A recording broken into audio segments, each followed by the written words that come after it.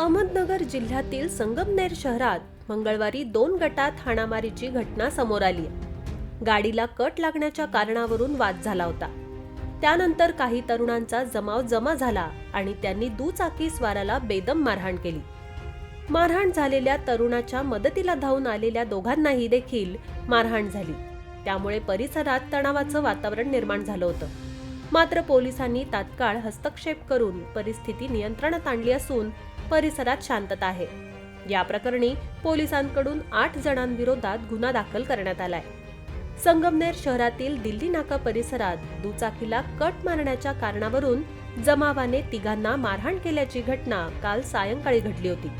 या मारहाणीची चर्चा शहरात पसरताच संगमनेर शहर पोलीस ठाण्यात मोठ्या संख्येने तरुण जमा झाले. संगमनेर शहर पोलीस ठाण्यात हा जमाव वाढत असतानाच पोलिसांनी हस्तक्षेप करत या जमावाला पांगवलं.